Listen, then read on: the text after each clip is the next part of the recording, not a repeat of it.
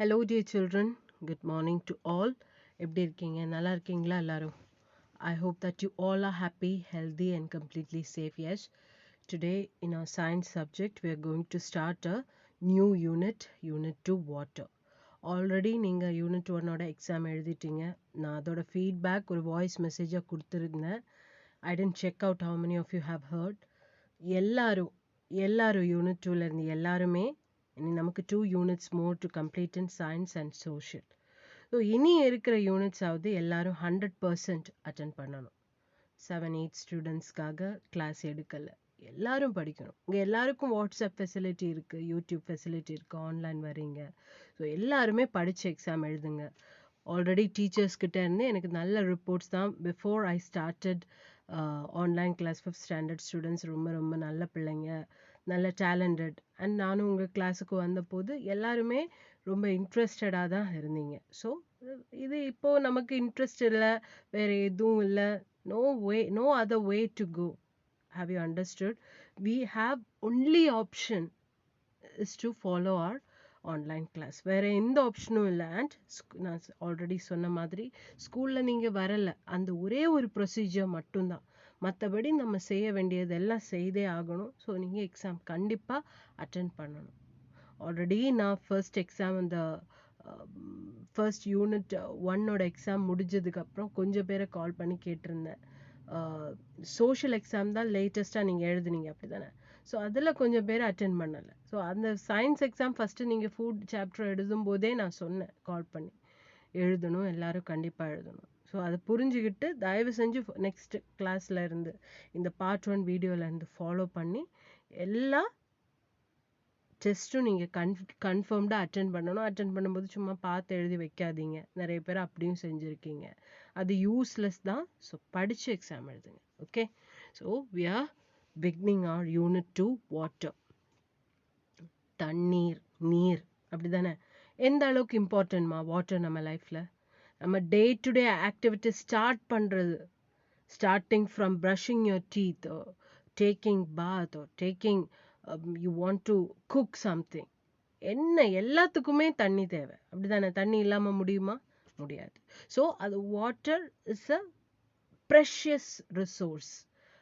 அப்படி தானே? இயற்கை நமக்கு தந்திருக்கக்கூடிய ஒரு ஒரு வரப்பிரசாதம் தான் தண்ணி. தண்ணி இல்லாமல் ஒன்றுமே செய்ய முடியாது, சமைக்க முடியாது, தாகம் எடுக்கும்போது குடிக்க முடியாது. எதுவும் தாகத்துக்கு நிகர், தண்ணிக்கு நிகர் தண்ணி மட்டும்தான். அது நீங்கள் ஜூஸ் குடித்தாலோ இல்லை எது குடித்தாலும் தாகம் போக்கணும்னா நம்ம தண்ணி தான் தேவை. அண்ட் பாடிக்கு எந்த அளவுக்கு வாட்டர் கண்டென்ட் நெசசரின்னு ஆல்ரெடி நீங்கள் ஃபுட் சாப்டர்லேயே படிச்சிருக்கீங்க. அப்புறம் எல்லாத்துக்குமே நம்மளோட டே டு டே ஆக்டிவிட்டீஸில் நடக்கிற ஈச் அண்ட் எவ்ரி ரொட்டீனுக்கும் நமக்கு வாட்டர் ரொம்ப ரொம்ப முக்கியம், அப்படி தானே? So you know how much water is important and so we have to safeguard. ஆமாம், தண்ணியை அஃப்கோர்ஸ் அபண்டன்ட்டாக இருக்குது தண்ணி, ஆனால் இப்போ ஸ்கேர்சிட்டி, தண்ணி தட்டுப்பாடு இருக்குது. ஏன்னா பாப்புலேஷன் எக்ஸ்ப்ளோஷன், ஜனத்தொகை அதிகரித்ததுனால தேவையான அளவுக்கு தண்ணி இல்லை. ஒரு சில சிட்டிஸில், கேப் டவுன்னு சொல்லுவாங்க, அந்த சிட்டிஸ்லாம் தண்ணியே இல்லை. இப்போது தண்ணி பஞ்சம், தண்ணி தட்டுப்பாடு, அண்டர் கிரவுண்ட் வாட்டர் பாடிஸில், நீர் நிலைகளில் தண்ணியோ எதுவுமே இல்லை. So we have to save water. அதுதான் இதில் நீங்கள் பேசிக்காக இந்த லெசன் படிக்கும்போது பேசிக்காக நம்ம தெரிஞ்சு வச்சுக்க வேண்டியது. நமக்கு தேவைக்கேற்ப தண்ணி நம்ம உபயோகப்படுத்தணும். அண்ட் ஃப்யூச்சர் ஜென்ரேஷன், நீங்கள் உங்கள் ஜென்ரேஷனுக்கு அப்புறம் உள்ள அந்த வருங்கால தலைமுறையினருக்கு நம்ம தண்ணி ஃபுல்லாக தீர்த்து வச்சுட்டு போக முடியுமா? முடியாது. போகலாமா? அது தப்பு இல்லையா? ஸோ நம்ம தேவையான அளவுக்கு தண்ணி தான் நம்ம உபயோகப்படுத்தணும். தேவையில்லாமல் தண்ணி வேஸ்ட் பண்ணக்கூடாது. ஓகேம்மா? சரி, every one open your text book, page number 71. So beautiful colourful அந்த ஹெட்டிங் கொடுத்துருக்காங்க, வாட்டர், நீர் இல்லை? ஸோ லேர்னிங் அப்ஜெக்டிவ்ஸ் இது உங்களுக்கு தெரியும். நம்ம இந்த லெசன் படித்து முடியும் போது என்னென்ன நமக்கு தெரிய வரும். After completing this lesson, students will be able to, what we will be able to know? See, know about the sources of water. Water bodies, அதாவது சோர்சஸ், நீர் ஆதாரம் பற்றி, எங்க இருந்தெல்லாம் தண்ணீர் இருக்கு, இப்ப லேக்ஸ், ரிவர்ஸ் இதெல்லாம் இருக்கு இல்லையா, ஸ்ட்ரீம்ஸ், ஓஷன், சீஸ். ஸோ இந்த water resources, water sources, water bodies பத்தி நமக்கு தெரிய வரும். அண்ட் இதுல எல்லாம் நீர் தங்கி இருக்கிறதுக்கும் நீர் ஒழுகிறதுக்கும் ஆன மிக முக்கியமான காரணம் என்ன? மழை பொழிவு. ஸோ இல்லைன்னா நம்ம தண்ணியை உபயோகப்படுத்த நீர் வற்றிவிடும், அப்படிதானே இந்த நீர்நிலைகள்ல. ஸோ மழை பொழிவு இருந்தாதான் தண்ணீர், ரெயின்ஃபால், மழை இருந்தா மட்டும்தான் இந்த நீர்நிலைகள்ல தண்ணீர் அதிகரித்து இருக்கும். ஸோ மழை பொய்த்து போனால் அதுவும் கஷ்டம்தான். ஸோ அதை பத்தியும் நம்ம படிப்போம். Understand the importance of water management, நீர் மேலாண்மை. எந்த அளவுக்கு நம்ம தண்ணீர் ஒரு சேஃப் கார்டடா யூஸ் பண்ணணும். நான் சொன்ன மாதிரி எப்படி வேஸ்ட் பண்ணாம நீரை சிறந்த முறையில அதை வேஸ்ட் பண்ணாம எப்படி உபயோகப்படுத்துறது, எப்படி அதை யூஸ் பண்றதுன்னு வாட்டர் மேனேஜ்மெண்ட், நீர் மேலாண்மை பற்றி நமக்கு தெரிந்து கொள்ள முடியும். Get awareness on water pollution, தண்ணீர் மாசுபடுத்துதல். ஸோ நம்ம நிறைய பிளாஸ்டிக் கார்பேஜ் போடுறோம், இல்லை நம்ம வேஸ்ட் வாட்டர் தண்ணிக்கு செலுத்துறாங்க, ஃபேக்ட்ரி அவுட்லெட் வேஸ்ட் ஆர் அந்த மாதிரி வேஸ்ட் ப்ராடக்ட்ஸ் தண்ணீருக்கு ஒழுக்கி விடுறது, இல்லை நம்மளே குப்பையை கொண்டு தண்ணீரில் தட்டுறது. ஸோ இந்த மாதிரி அந்த வாட்டர் பொல்யூஷன், தண்ணீர் மாசுபாடு, அது எந்த அளவுக்கு இருக்கு அண்ட் அது நம்ம செய்யறது எந்த அளவுக்கு தப்பு, அதை பற்றின விழிப்புணர்வு நமக்கு இந்த லெசன்ல இருந்து புரிய வரும். Know about water born diseases. அப்படி வாட்டர் பொல்யூட்டான வாட்டர் நம்ம உட்கொள்ளும் போது, when you drink or intake polluted water, how much diseases is getting spread. Water born diseases, நீரால் உண்டாகும் நோய்கள் பத்தி, அது அசுத்தமான தண்ணீரால் உண்டாகும் நோய்கள் பத்தி நம்ம தெரிய போறோம். ஸோ என்னெல்லாம் சோர்சஸ் ஆஃப் வாட்டர், நீராதாரம் பற்றி, வாட்டர் மேனேஜ்மெண்ட் பத்தி, அதோட முக்கியத்துவம் குறிச்சு, தண்ணீர் ஆர் நீர் மேலாண்மையோட முக்கியத்துவம் என்னன்னு புரிஞ்சுக்க போறோம். அவேர்னஸ் ஆஃப் வாட்டர் பொல்யூஷன், தண்ணீர் மாசுபடுதல், அதை பற்றி தெரிந்து கொள்ள போறோம். அண்ட் அதை பத்தின விழிப்புணர்வு நமக்கு கிடைக்க போகுது. Know about water born diseases, நீரால் ஏற்படும் நோய்கள் பத்தி. ஸோ இவ்வளவு டாபிக்ஸும் தான் இந்த லெசன்ல நம்ம படிக்க போறோம். சரிதானே? சரி, இது இன்ட்ரோடக்ஷன்.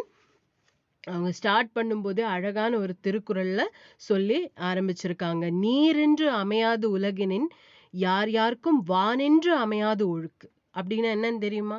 இந்த குறள் நீங்க படிச்சிருக்கீங்களா? நீரென்று அமையாது உலகினின் யார் யாருக்கும் வானென்று அமையாது ஒழுக்கு. அது என்னன்னா, நமக்கு எப்படி நம்மளோட மனுஷனோட டே டு டே ஆக்டிவிட்டிஸ், நான் சொன்ன மாதிரி காலையில ப்ரஷ் பண்றதுல இருந்து நம்மளோட டெய்லி ரொட்டீன், குளிக்கணும்னாலும், சமைக்கணும்னாலும், தாகம் எடுக்குதுனாலும், இல்லை வாஷ் பண்றோம், க்ளோத்ஸ் வாஷ் பண்றோம், வெசல்ஸ் வாஷ் பண்றோம், எல்லாத்துக்குமே தண்ணீர் உபயோகம். எந்த அளவுக்கு மனிதனுக்கு நீர் இன்றியமையாததாக இருக்கிறதோ அந்த அளவுக்கு அப்போ தண்ணி இல்லாம நம்மளால எந்த டியூட்டிஸும் பண்ண முடியாது, எந்த ஒரு ஆக்டிவிட்டியும் பண்ண முடியாது அப்படின்ற ஒரு சிச்சுவேஷன் இருக்கோ, அதே மாதிரிதான் மழை இல்லாம இருந்தா நீர் ஒழுக்கு என்பது இல்லாம இருக்கும். ஃப்ளோயிங் வாட்டர் அல்லது நீரோடைய நம்ம உபயோகப்படுத்த, நான் சொன்ன மாதிரி நீர்நிலைகள்ல நம்ம எத்தனை பேர் இருக்கோம், எத்தனை ஜனக்கோடி, உலகத்துல எத்தனை பேர், எவ்வளவு கோடி மக்கள் வாழ்றாங்க, எவ்வளவு மில்லியன் கோடி மக்கள் வாழ்றாங்க, அப்படிதானே? சோ அந்த ஜனத்தொகை அதிகரித்து போனதுனால நம்ம நீர் உபயோகப்படுத்துறதோட அந்த ஒரு யூசேஜ் ஆஃப் வாட்டர் அதிகமாயிட்டே இருக்கு. ஸோ நம்ம உபயோகப்படுத்த நீர்நிலைகள்லையும் சரியில்லை, அண்டர் கிரவுண்ட் வாட்டரும் சரியில்லை, நம்ம வேஸ்ட் பண்ற தண்ணி அதிகமா வேஸ்ட் பண்றதுனாலையும் எல்லா நீர்நிலைகள்ல தண்ணீர் வற்றி போவதுக்கான சான்சஸ் அதிகமாக இருக்கு, ஸ்கேர்சிட்டி அதிகமா. ஸோ அந்த ஸ்கேர்சிட்டி அவாய்ட் பண்ணணும்னா என்ன வேணும்? கண்டிப்பா மழைங்கிறது இருக்கணும். மழை இருந்தாதான் நம்ம உபயோகப்படுத்த மாறி பொழியும் போது நம்ம தண்ணி திரும்பவும் நீலத்தடி நீராகவும் இல்ல நீர்நிலைகள்ல நீராகவோ செட்டில் டவுன் ஆகும், அப்படிதானே? அப்பதான் நம்ம திருப்பி பயன்படுத்த முடியும். இல்ல வற்றி போயிட்டா அந்த வற்றி போன இடத்துல இருந்து நம்ம தண்ணி உபயோகிக்க முடியுமா? முடியாது. நிலத்தடி நீரே இல்லைன்னா நம்மளால உயிர் வாழ முடியுமா? முடியாது. ஸோ எந்த அளவுக்கு மனுஷனோட ஒவ்வொரு வேலை செய்யறதுக்கு தண்ணீர் மிக அவசியமோ, அதே மாதிரி நீர் ஒழுக்கு நமக்கு டே டு டே என்னைக்கும் உபயோகப்படுத்துறதுக்கு தண்ணீர் தேவை. எப்படி தேவை? மழை பொழிஞ்சா மட்டும்தான் அந்த தண்ணி இருக்கும்.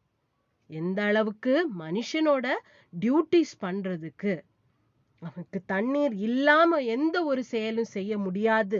அது தண்ணீர் எந்த அளவுக்கு இன்றியமையாததோ அதே மாதிரிதான் தண்ணீர் நீர் ஒழுக்குக்கு மாறி மழை இல்லாம எதுவுமே செய்ய முடியாது. ஓகே, அதுதான் அதோட அர்த்தம். if it be said that the duties of life cannot be discharged by any person without water, so without rain there cannot be the flowing of water. மனுஷனோட தேவைக்கு தண்ணீர் இல்லாம எதுவுமே இல்லைன்னு நம்ம எப்படி நம்புறோமோ அதே மாதிரிதான் நீர் ஒழுக்கு. திரும்ப திரும்ப நமக்கு தண்ணீர் வேணும்னா மழையும் அதே மாதிரி முக்கியம். ஓகே, அதுதான். So, if it be said that the duties of life cannot be discharged by any person without water, duties of life, நம்மளோட day to day lifeல இருக்கக்கூடிய activities, எப்படி ஒரு மனுஷனால தண்ணி இல்லாம அதை நிகழ்த்த முடியாதோ அதே மாதிரிதான் மழை இல்லாவிட்டால் அந்த ஒரு நீர் ஓட்டம்ங்கிறது இல்லாம இருக்கும். அப்ப நம்ம தண்ணி பயன்படுத்த முடியாது. ஓகே, அதுதான். சரி, we cannot survive without water. நம்ம தண்ணி இல்லாம நம்மளால உயிர் வாழவே முடியாது, எக்ஸிஸ்ட் பண்ணவே முடியாது. நமக்கு இந்த உலகத்துல தாகத்துக்கு நம்ம வேற எதையாவது எடுத்து சாப்பிட முடியுமா? தாகம் தீருமா? இல்ல. இப்போ ஃப்ரூட்ஸ், உங்களுக்கு ஃப்ரெஷ் ஃப்ரூட்ஸ் வெஜிடபிள்ஸ் எல்லாம் கிடைக்குது, சரி, அதை நீங்க சாப்பிட்டு மட்டும் வாழ முடியுமா? இல்ல. தாகம் எடுக்கும்போது தண்ணி நம்ம குடிச்சுதான் ஆகணும் இல்லையா? So we cannot survive without water. தண்ணி இல்லாம நம்மளால உயிர் வாழ முடியாது. அடுத்த லைன் பாருங்க. Water was once available in the nature freely. இயற்கை நமக்கு இலவசமாக அள்ளி கொடுத்திருக்கக்கூடிய ஒரு வரப்பிரசாதம் தான் தண்ணி. அப்படித்தானே?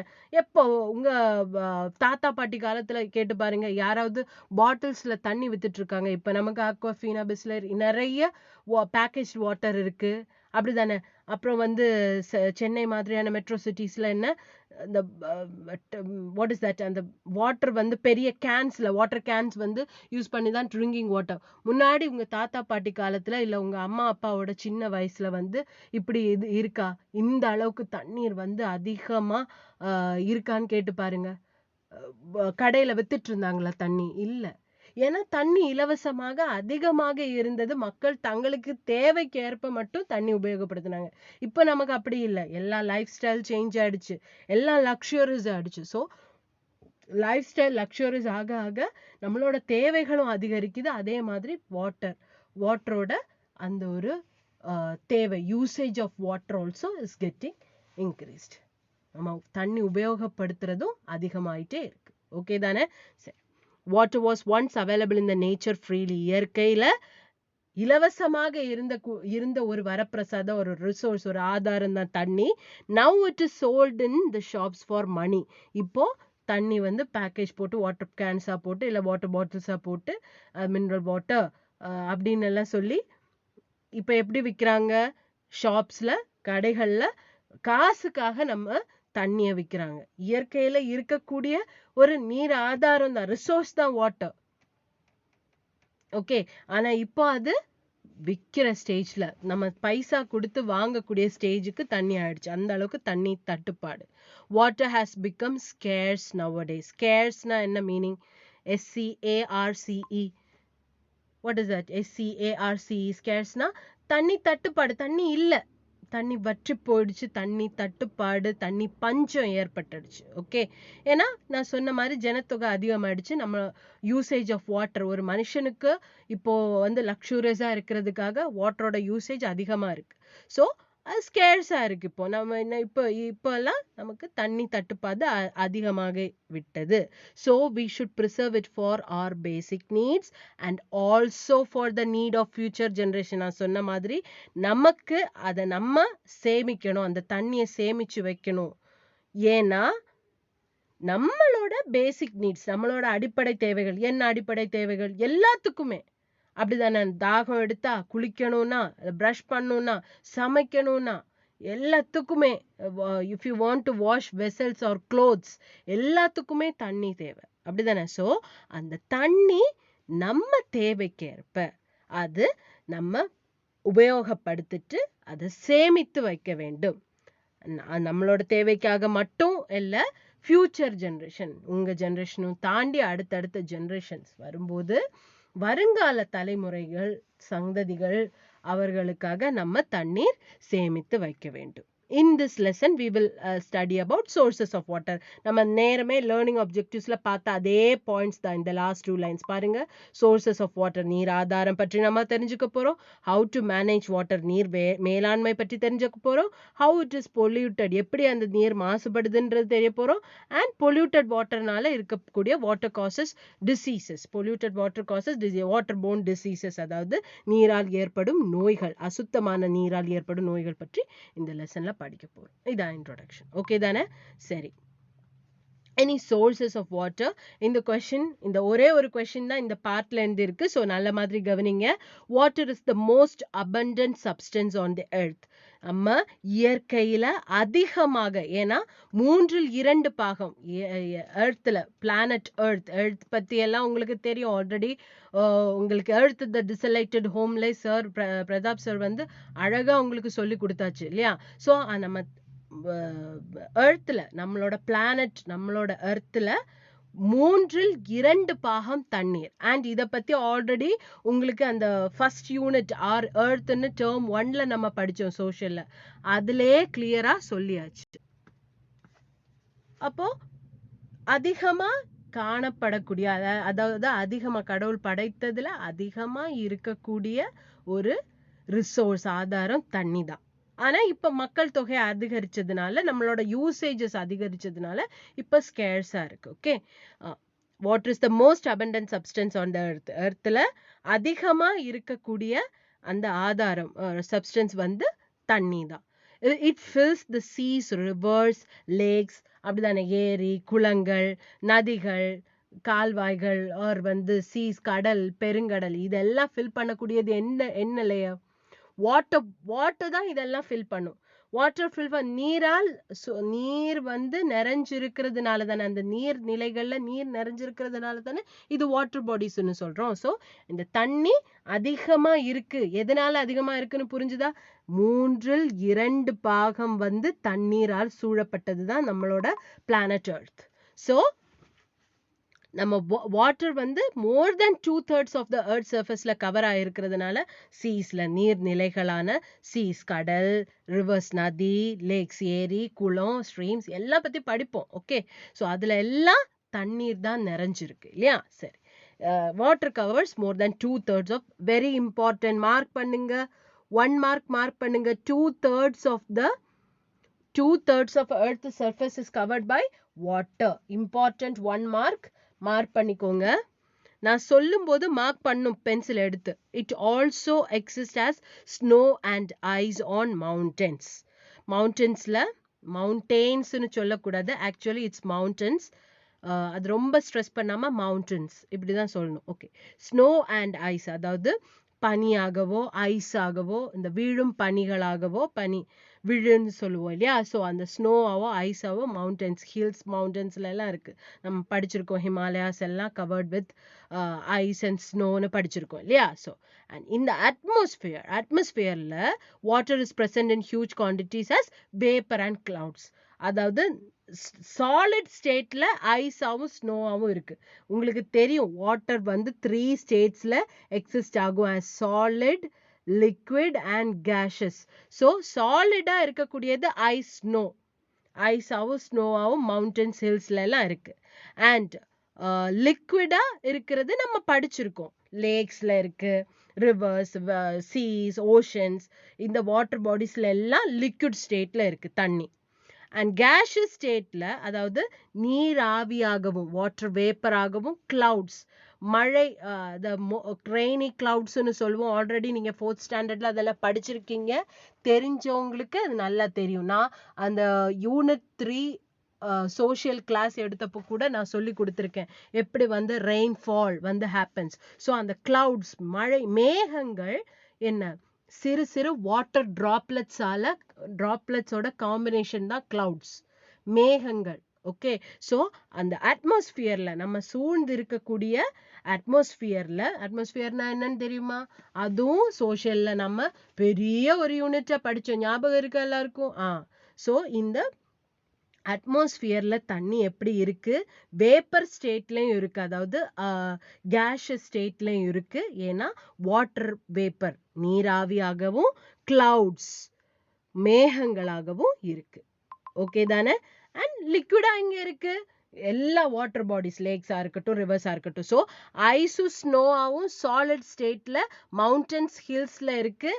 அண்ட் வேப்பர் ஸ்டேட், அதாவது கேஷஸ் ஸ்டேட்டா, அதாவது கேஷஸ் ஸ்டேட்னா என்னன்னு தெரியல. சாலிட் ஸ்டேட் வந்து திண்மம், லிக்விட் ஸ்டேட் வந்து நீர்மம், கேஷஸ் ஸ்டேட் வந்து வாயு. வாயு ஸ்டேட்ல எப்படி இருக்கு தண்ணி? வாட்டர் வேப்பரா நீராவியாகவும் கிளவுட்ஸ் மேகங்களாகவும் நம்ம அட்மாஸ்பியர்ல இந்த அண்ட சராசரத்துல அப்படியே கலந்திருக்கு வாட்டர். இனி நீர்நிலைகள்ல வாட்டர் பாடிஸ்ல lakes, rivers, oceans, seas, streams, springs, இதுல எல்லாமே தண்ணீர் லிக்விட் ஸ்டேட்ல இருக்கு. ஸோ வாட்டர் 3 ஸ்டேட்ல எக்ஸிஸ்ட் ஆகுதா? ஓகே, இது நீங்க ஞாபகம் வச்சிருக்கணும். ஏன்னா சோஷியல்ல இனி அடுத்த லெசன் படிக்கும்பொழுது அதுவும் இம்பார்ட்டண்டா வரும். இந்த பாயிண்ட நல்லா ஞாபகம் வச்சுக்கோங்க. Water exist in 3 states: solid, liquid and gaseous. solid, snow and ice வந்து solid stateல இருக்கு. liquid stateல water bodies, அதாவது இந்த seas, rivers, lakes, oceans அதெல்லாம். gaseous stateல இருக்கக்கூடியது இந்த clouds and vapor. ஸோ இந்த 3 ஸ்டேட்லையும் வாட்டர் எக்ஸிஸ்ட் ஆகுது. இது இம்பார்ட்டன்ட், அதனால தான் திருப்பி எக்ஸ்பிளைன் பண்ணேன். The following are the sources of water. என்னென்ன சோர்சஸ் ஆஃப் வாட்டர் பாருங்க, இம்பார்ட்டன்ட் கொஸ்டின் பின்னாடி இருக்கு. River water and lake water. First one river water and lake water. நதி நீர் அண்ட் ஏரிகள்ல இருக்கக்கூடிய நீர், நதி நீர் அண்ட் ஏரி நீர். தென் சி வாட்டர், கடல்ல இருக்கக்கூடிய நீர், கடல் நீர். வெல் வாட்டர், கிணற்று நீர். ஸ்ப்ரிங் வாட்டர், நீரூற்று. அண்டர் கிரவுண்ட் வாட்டர், நிலத்தடி நீர். இந்த 5 ஃபார்மேட்ஸ், வேற ஓஷன் இதெல்லாம் இருக்கு. மெயின்லி நம்ம இவ்வளோ பத்தி படிக்க போறோம். ஓஷன்ஸ், சி எல்லாம் இருக்கு. ஸோ பட் மெயின்லி உங்களுக்கு இந்த 5 பாயிண்ட்ஸ் தான் கொடுத்துருக்காங்க. ஸோ இந்த 5 பாயிண்ட்ஸே படிங்க, பின்னாடி கொஸ்டின்ல இருக்கு. River water and lake water, நதி நீர் மற்றும் ஏரி நீர். சி வாட்டர், that is கடல் நீர். வெல் வாட்டர், that is கிணற்று நீர். ஸ்ப்ரிங் வாட்டர், நீரூற்று. அண்டர் கிரவுண்ட் வாட்டர், நிலத்தடி நீர். இவ்வளவு சோர்சஸ், இவ்வளவு நீராதாரங்கள் இருக்கு. நம்ம டெக்ஸ்ட் புக்ல இது ஓஷன் இருக்கு, ஸ்ட்ரீம் இருக்கு. அதை பத்தி இதோட சப்டிவிஷன்ஸ் தான் ஓஷன், பே, ஸ்ட்ரீம். அதெல்லாம் நம்ம இனி போக போக கிளாஸஸ்ல படிப்போம். ஓகே, சரி. நெக்ஸ்ட் பேஜ் ஃபிளிப் பண்ணுங்க. Flip over to the next page, page 72. First வந்து river water and lake water சொல்லியிருந்தேன் இல்லையா? ஸோ ரிவர் வாட்டர் நதி நீரும், லேக் வாட்டர் ஏரி நீரும் என்னன்றதை பார்க்க போறோம். இந்த ஒவ்வொரு நீருமே இப்போ நம்ம பார்த்த சி வாட்டர் சரி, well water, underground water, spring water, இதெல்லாம் என்னன்னு நம்ம பார்க்க போறோம், படிக்க போறோம். சரியா? சரி. River water. ரிவர்னா என்னன்னு பாருங்க. River is a channel through which fresh water flows. நதி இந்த சுத்தமான தண்ணீர் ஒழுகக்கூடிய, ஓடக்கூடிய கால்வாய், பாய்ந்து போகக்கூடிய கால்வாய் தான் ரிவர். ஸோ இது ரிவர் வந்து ஃப்ளோ ஆயிட்டே இருக்கும், நதி ஒழுகி கொண்டே இருக்கும். நிறைய பாட்டில் இது உங்களுக்கு தெரியும், நதி வந்து ஒழுகும் தன்மை உடையது. So it is always flowing. ஒரு இடத்துல ஸ்டாக்னண்டா தங்குபட்டு நிற்காது, நதி ஒழுகி கொண்டே இருக்கும். ஒழுகி லேக்ஸ், ஓஷன், சீஸ்க்கெல்லாம் போகும். ஸோ நதி ஒரு இடத்துல தங்குபட்டு தேங்கி நிற்காது, நதி ஓடும் தன்மையுடையது. So it's a flowing water. Okay, it doesn't get stagnant in one place. நல்லா இதை ஞாபகம் வச்சுக்கோங்க. நதி எப்பவும் ஓடக்கூடிய டெண்டன்சில இருக்கக்கூடிய வாட்டர் பாடி தான் அது. நதி ஒரு இடத்துல தேங்கி நிற்பது அல்ல. Okay. The origin of river is usually hills or mountains. சின்ன வயசுல இருந்தே படிச்சிருக்கீங்க ரிவர் எங்க ஒரிஜினேட் ஆகும்னு. From hills or mountains. மலைகள்ல இருந்தும் அதே மாதிரி குன்றுகள்ல இருந்தும் நீர், ரிவர்ஸ் வந்து ஒரிஜினேட் ஆகும். அங்க இருந்து தான் அங்க இருக்கக்கூடிய ஸ்னோ ஆர் அங்க இருக்கக்கூடிய வாட்டர் பாடிஸ் எல்லாம் ஃப்ளோ அவுட் ஆகி தான் அங்க இருந்து தொடங்கி பாய்ந்து ஓடுகிறது. பல பல நீர்நிலைகளுக்கு. ஓகே, சரி. It flows towards lakes, sea and ocean. எங்கெல்லாம் ஓடி போகுது, பாய்ந்து போகுது? லேக்ஸ் ஏரிகளில், சீ கடல்ல, ஓஷன் பெருங்கடல். இப்ப சீன்னு பாத்தீங்கன்னா அரேபியன் சீ இதெல்லாம் இருக்கு இல்லையா? ஓஷன்னா பெருங்கடல், Indian ocean. Okay, that is big. சீயை விட இன்னும் பிக்கர் தான் ஓஷன். அதெல்லாம் இனி அடுத்தடுத்த கிளாஸ்ல படிப்பீங்க. அதெல்லாம் நான் சொல்லி கொடுத்தா இன்னும் டைம் ஆயிட்டே இருக்கும். இது கொஞ்சம் டைம் எடுத்து தான் நான் சொல்லி கொடுக்க முடியும், இல்லைன்னா இது புரிஞ்சுக்க முடியாது. இது பேசிக், நீங்க லாஸ்ட் வரைக்கும் உங்களுக்கு தெரிஞ்சுக்க வேண்டிய ஜெனரல் நாலேஜான விஷயம். ஸோ இந்த கிளாஸ் கொஞ்சம் டீட்டெயில்டாக தான் நான் கொடுத்துருப்பேன். Lake is an area filled with water. ரிவர்னா இப்போ உங்களுக்கு என்னன்னு புரிஞ்சுது? ஒரு கால்வாய், சுத்தமான தண்ணீர், ஃப்ரெஷ் வாட்டர் ஓடக்கூடிய, அந்த பாய்ந்து ஓடக்கூடிய ஒரு கால்வாய், ஒரு சேனல் தான் ரிவர், நதி. ஆனா லேக் என்னன்னா ஒரு ஏரியால ஃபில்டா இருக்கும். ஒரு பெரிய ஒரு ஏரியா, சின்ன குளம் இல்ல, பெரிய ஏரி. அது ஒரு பெரிய லேண்ட்ஸ்கேப்ல வந்து கொஞ்சம் தண்ணி தேங்கி நிற்கும். லேக் வந்து ஓடாது, அது ஒரு இடத்துல ஸ்டாக்னன்ட் ஆகி தேங்கி நிற்கக்கூடியது. ஆனா அது ஒழுகவே செய்யாதுன்னு சொல்ல முடியாது. லார்ஜ் வாட்டர் பாடிஸ் தான். குளத்தை கம்பேர் பண்ணும்போது, பாண்டை கம்பேர் பண்ணும்போது லேக் லார்ஜ் வாட்டர் பாடி தான். ஆனா அது நதி மாதிரி ஒழுகாது, ஒரு பர்டிகுலர் இடத்துல தங்கி நிற்கும். அதுதான் லேக். ஓகே, நிறைய லேக்ஸ் எல்லாம் நீங்க படிச்சிருக்கீங்க ஆல்ரெடி, சோஷியல் சயின்ஸ்ல நீங்க படிச்சிருப்பீங்க. ஸோ அதெல்லாம் நான் இப்போ சொல்லி கொடுக்க இது டைம் இல்லை. ஸோ இந்த it flows towards lakes and sea and ocean நம்ம ரிவரை சொன்னோம். ஆனா லேக் எப்படி? லேக் வந்து ஒரு இடத்துல ஸ்டாக்னண்டா தேங்கி நிற்கும். ஆனா பெரிய நிலப்பரப்புல அது தங்கி நிற்கும். நீர்த்தேக்கமாக தங்கி நிற்கக்கூடியதுதான் நம்ம ஏரி, லேக்னு சொல்றோம். சரியா? இனி man-made lakes are also created.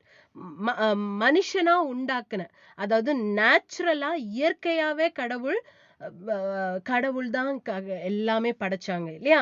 So கடலா இருக்கட்டும், நீரா இருக்கட்டும், கடல், ஓஷன் எல்லாமே, ஸ்ட்ரீம்ஸ், வாட்டர், மவுண்டன்ஸ். ஸோ அதே மாதிரி நேச்சுரலான லேக்ஸும் இருக்கு, இயற்கையான ஏரிகளும் உள்ளன. மற்றபடி மேன்மேட், மனுஷனா செஞ்ச லேக்ஸும் இருக்கு. ஸோ அது இது வந்து கிராமட்டிக்கல் மிஸ்டேக்.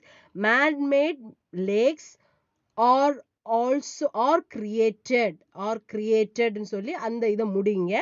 அடுத்தது, when dam is built on a river it is called reservoir. அதை அடுத்த சென்டென்ஸா ஸ்டார்ட் பண்ணணும். டேம் ஒரு ரிவருக்கு அக்ராஸ்ல மேன்மேட் லேக்ஸும் உண்டு, அதோட அந்த சென்டென்ஸ் முடிஞ்சது. அங்க ஃபுல் ஸ்டாப் போட்டு வென் வந்து கேபிட்டல் லெட்டர்ல ஸ்டார்ட் பண்ணுங்க. அங்க ஏதோ வந்து மிஸ் ஆயிருக்கு. ஸோ அது ப்ராப்பரா அங்க எக்ஸ்பிளைன் ஆகல. நம்ம ஒரு ரிவர்னா என்ன? நதி, ஒழுகி போகக்கூடிய நதி. ஸோ அந்த நதிக்கு அக்ராஸா நம்ம ஒரு டேம் பில்ட் பண்ணோம். உங்களுக்கு தெரியும் ஆல்ரெடி, நீங்க 4th ஸ்டாண்டர்ட்லயும் 5th ஸ்டாண்டர்ட்லயும் பெரிய பெரிய அணைகள் பத்தி எல்லாம் படிச்சிருக்கீங்க. கல்லணை படிச்சிருக்கீங்களா? சேர சோழ பாண்டிய காலங்கள்ல வந்து கல்லணை கட்டினது, you know all that dam. So அந்த டேம்ஸ் வந்து பாலங்கள் இந்த ரிவருக்கு அக்ராஸா வந்து கட்டி நீர்த்தேக்கம், ரிசர்வாயரா பண்ணி வச்சிருப்பாங்க. ஏன்னா இப்போ வந்து நிறைய படத்துலயும் நீங்க பார்த்திருப்பீங்க, நியூஸ் எல்லாம் பார்த்திருந்தீங்கன்னா உங்களுக்கு தெரியும். நம்ம நிறைய தண்ணி வந்து மழை அதிகமா பெய்யும் பொழுது ஒரு சில நதிகள்ல வந்து சீக்கிரமா தண்ணி நிலப்பரப்பு அதிகரிக்கும். ஸோ தண்ணியோட அந்த ஒரு லெவல் வந்து, வாட்டர் லெவல் வந்து ரைஸ் ஆயிட்டே இருந்ததுன்னா அங்க இருந்து ஒழுகி ரொம்ப ஒழுகி அந்த பக்கத்துல இருக்கக்கூடிய இடங்கள் எல்லாம் சேதம் ஆகும்.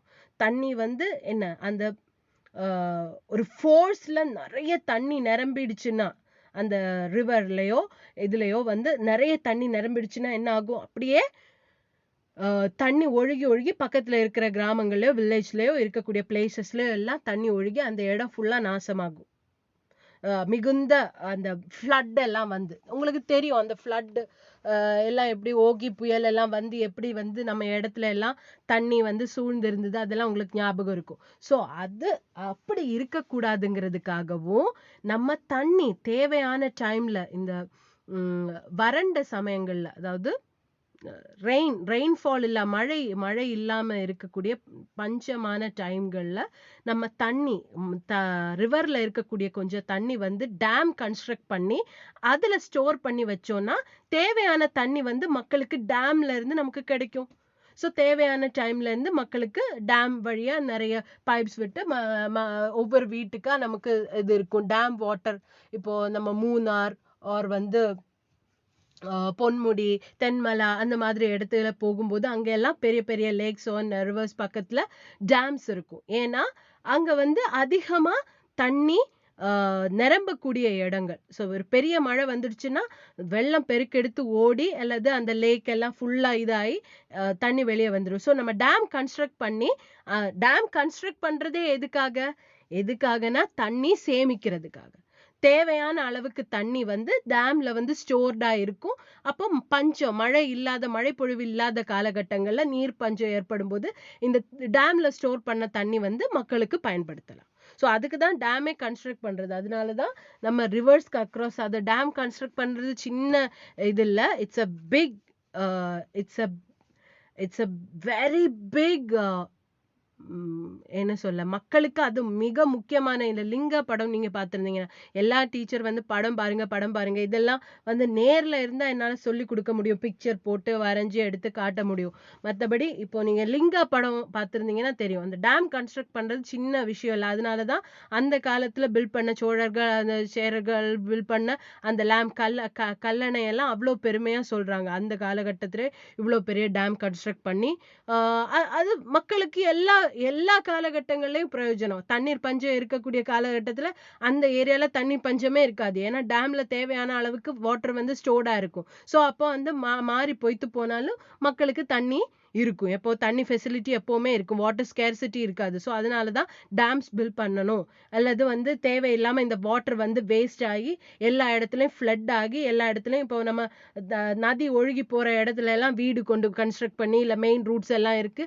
அதனாலதான் ஃப்ளட் வருது. ஒரு சின்ன மழைக்கே எதனால வந்து சிட்டிஸ்ல எல்லாம் வந்து ஃப்ளட் வருது. இப்ப சென்னை அந்த மாதிரி சிட்டிஸ்ல எல்லாம் ஏன்னா தண்ணி ஒழுகி போகக்கூடிய இடத்துல வந்து வீடு கன்ஸ்ட்ரக்ட் பண்றாங்க.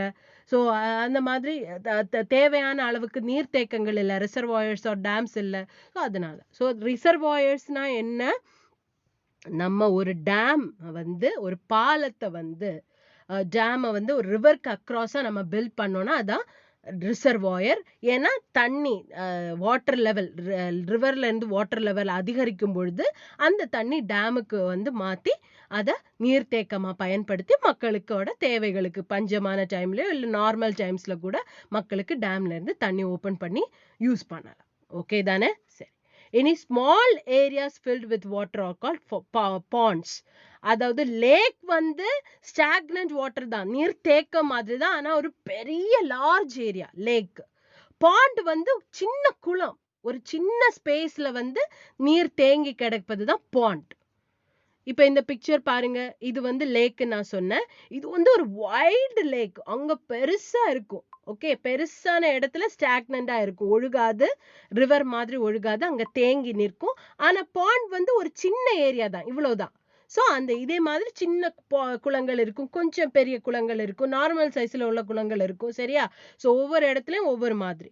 ஸோ அந்த குளங்கள் வந்து சின்ன, நார்மலி லேக்ஸ்ன்னு பாத்தீங்கன்னா லார்ஜ் ஏரியா ஸ்பேஸ்ல தண்ணி தேங்கி நிக்கிறது தான் லேக்.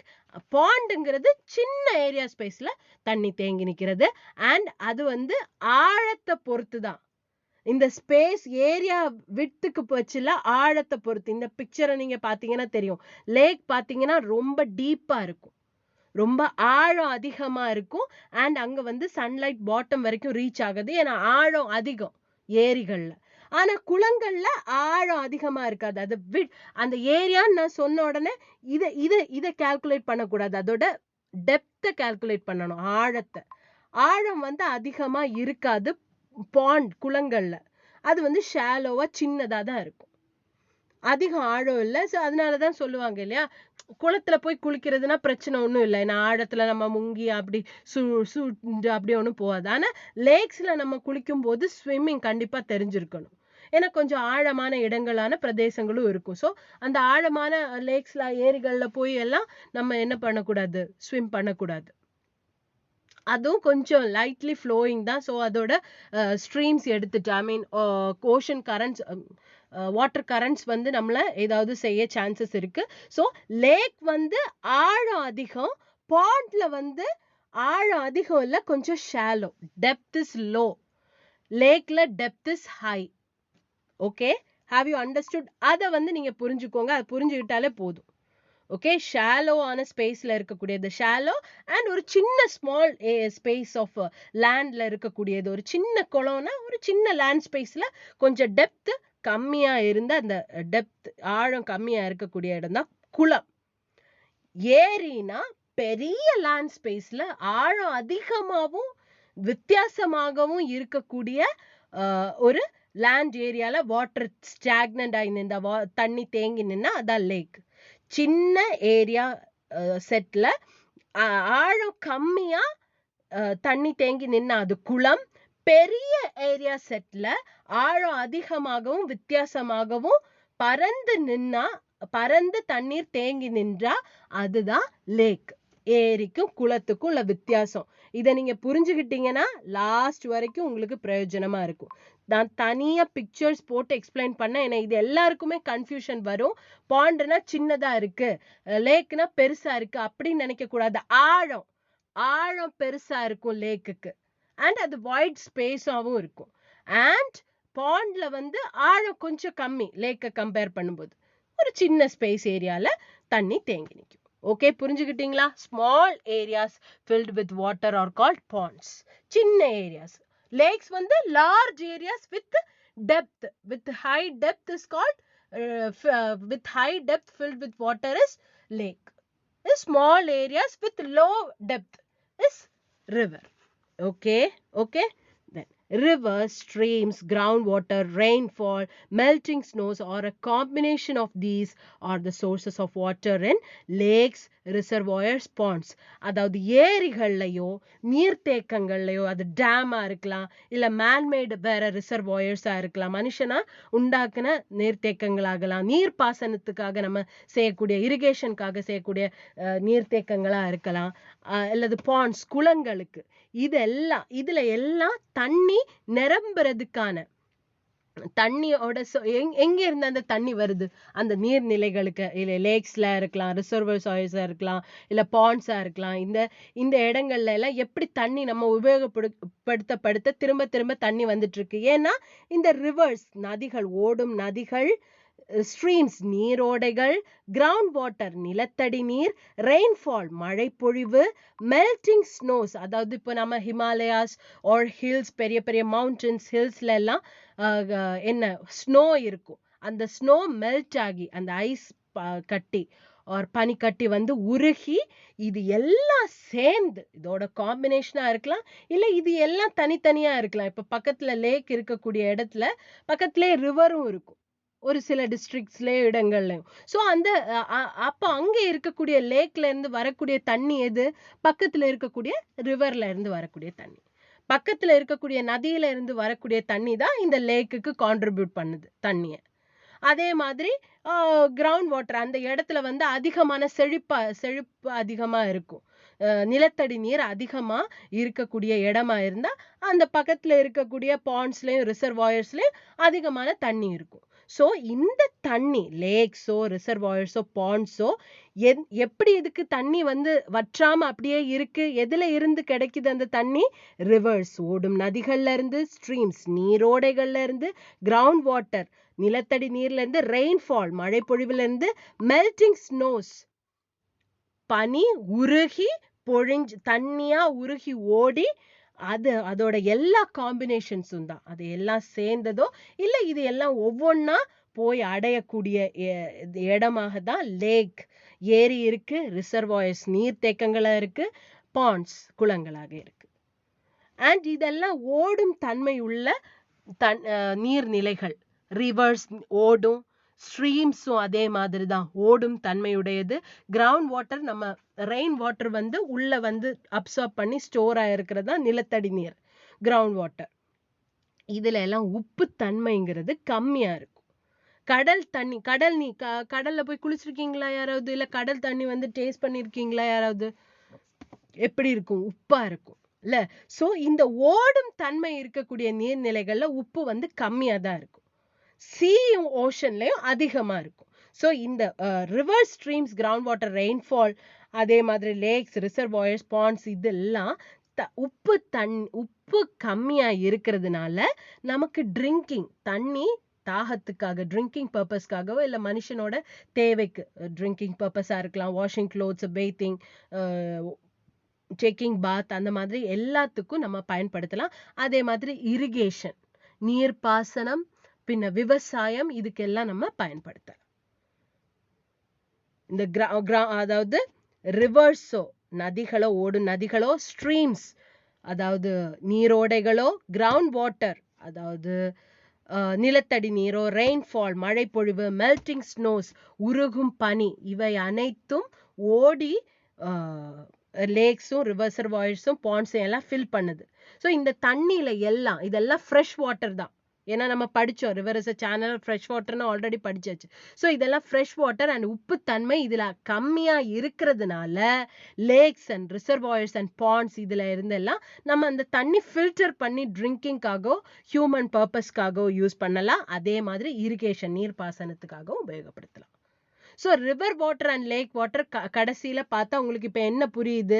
நமக்கு இங்கே நதி நீராக இருந்தாலும், ஏரிகள்ல இருந்து இருக்கக்கூடிய நீரா இருந்தாலும் நமக்கு ஃபில்டர் பண்ணி அல்ல அதை வந்து ப்ராசஸ் பண்ணி எடுத்து, ப்ராசஸ்னா ஃபில்ட்ரேஷன் தான், அதை வந்து வடிகட்டி அந்த இம்பியூரிட்டிஸ் எல்லாம் களைஞ்சு நமக்கு தேவையான தண்ணி நம்ம குடிக்கிறதுக்கோ மனுஷனுக்கு உபயோகப்படுத்துறதுக்கான தண்ணியை உபயோகப்படுத்தலாம். பிளஸ் நீர்ப்பாசனம், விவசாயம், இவை அனைத்துக்கும் இந்த தண்ணியை எடுத்துக்கலாம்.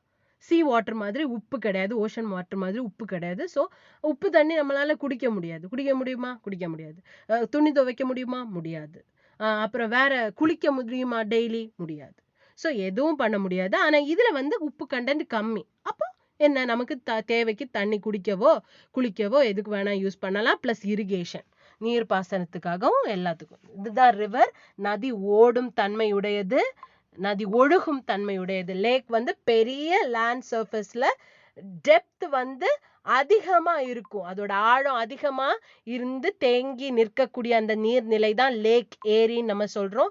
பாண்ட் சிறிய ஒரு ஸ்பேஸ்ல, ஏரியா ஆஃப் ஸ்பேஸ்ல கம்மியான ஆழம். லேக்கை கம்பேர் பண்ணும்போது கம்மியான ஆழம், டெப்த் வந்து லோவா இருக்கும். அங்க வந்து தேங்கி நிற்கக்கூடிய நீரை தான் நம்ம பாண்ட், குளம் அப்படின்னு சொல்லுவோம். ஸோ இந்த பாண்டோட லேக்கோட இந்த பிக்சர் வந்து கொஞ்சம் குவாலிட்டி இம்ப்ரூவ் பண்ணி பாருங்க. பாண்டு வந்து ஷாலோ, அந்த அளவுக்கு டெப்த் இல்லை. லேக் வந்து டீப், ரொம்ப ஆழமானது. சன்லைட் வந்து ரீச்சஸ் பாட்டம். அது இப்போ உங்களுக்கு தேவையில்லாத பாயிண்ட். ஸோ லேக்கோடையும் பாண்டோடையும் டிஃப்ரென்ஸ் புரிஞ்சுக்கோங்க. டெப்த் வந்து ஹை லேக்ல, இதுல டெப்த் வந்து லோ பாண்ட்ல.